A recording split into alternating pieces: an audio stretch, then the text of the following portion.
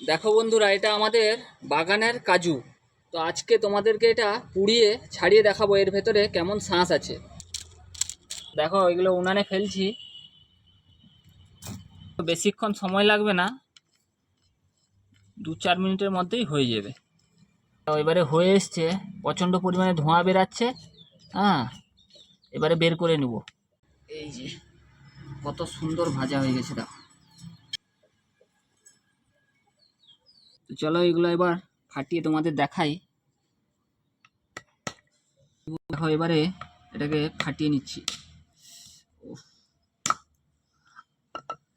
দেখো দেখো, দেখতে পাচ্ছ? এই জিনিসটাকে চিনতে পারছো? এটা কি?